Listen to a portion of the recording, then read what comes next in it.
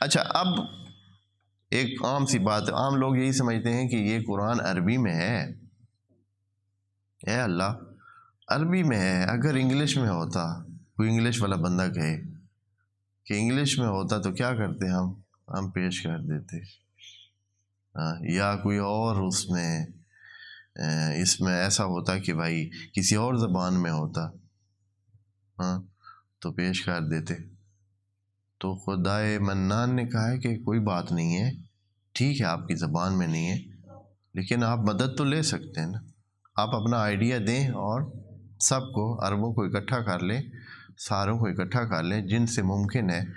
صرف زبان تو مہم نہیں ہوتی، کلام میں بہت ساری دوسری چیزیں بھی مہم ہوتی ہیں. سارے اکٹھے بیٹھ جائیں، ساتھ جوڑ لیں اور کیا کر لیں، وَدْعُوا شُهَدَاءَكُمْ، اگر آپ کے پاس کوئی ایسے ہیں جو آپ کی مدد کر سکتے ہیں تو عربوں کے ساتھ مل کر سارے جڑ کر آپ ایک کلام پیش کر دیں.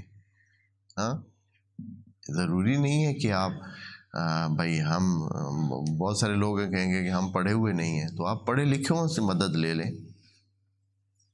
ان سے مدد لے لیں جن سے آپ سمجھ سکتے ہیں کہ یہ مدد کر سکتے ہیں. کوئی بھی کسی تو ہو سکتا ہے، اگر کوئی ایک زبان میں اگر صرف زبان کا مسئلہ ہو تو زبان کا مسئلہ حل ہو سکتا ہے کہ بہت سارے دوسرے جو مدد کرنے والے ہیں ان کی مدد لی جا سکتی ہے، اہل زبان کی مدد لی جا سکتی ہے.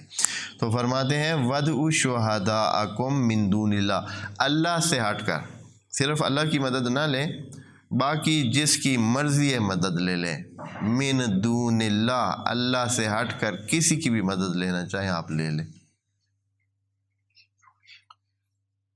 سارے جڑ جائیں، ساری کائنات اکٹھی ہو جائے، صرف اللہ سے ہٹ کر.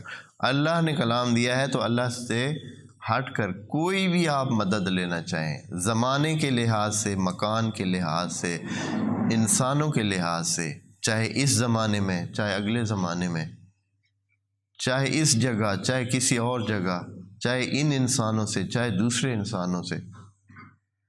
اس وقت بھی اہل عرب جو مسلمان نہیں تھے، زبان عربی کے ماہر تھے، نمبر 1 عرب تھے اور عربی دان تھے، بہت تھے، بہت بڑے بڑے شعراء، بڑے بڑے ادباء اس وقت بھی موجود تھے.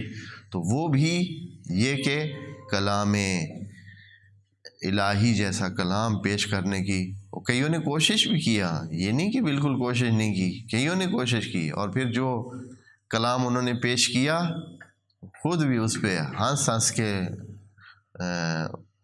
لوٹ پوٹ ہو جاتے کہ بھئی یہ کیا کہہ دیا ہم نے.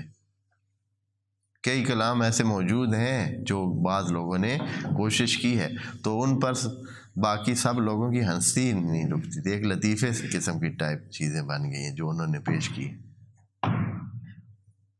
تو وَدْعُوا شُهَدَاءَكُمْ، پس اپنے شہداء کو دعوت دے دیں. چلے آپ نہیں کر سکتے نا، آپ مثلا ہم اردو دان ہیں، ہم نہیں کر سکتے، ہم اپنے عربی دوستوں کو کہیں کہ بھائی آپ اتنے بڑے ہیں، ادباء ہیں، فصحاء ہیں، بلغاء ہیں، موجود ہیں، آپ کیا کریں، رل مل کے بیٹھیں اور ایک کلام ہی پیش کر دیں تاکہ اس کلام کا مقابلہ کیا جا سکے. یہ تو ہو سکتا ہے نا. بس شہداء کو مانگا جا سکتا ہے، بلایا جا سکتا ہے، ضروری نہیں ہے کہ انسان خود سے.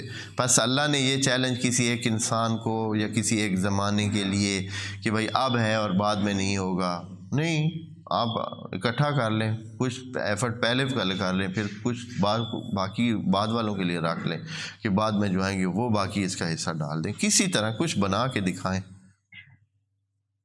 تو اس لیے کہا وَدْعُوا شُهَدَاءَكُمْ، پس اپنے جو شہداء ہیں، شہید کہتے ہیں ایسے شخص کو جو دلیل سے بات کرتا ہے، جو دلیل سے بات کرتا ہے، جو اپنی بات کی پکی دلیل رکھتا ہے، چاہے وہ آنکھوں سے دیکھ کر کہے چاہے وہ اپنے دلائل سے کہے، تو اس کو کہتے ہیں شہید. ایسا بندہ جو گواہی دے لیکن اس کی گواہی مبنی بر کیا ہو، دلیل ہو، مانے جانے والی دلیل، پکی دلیل والے بندے کو شہید کہتے ہیں.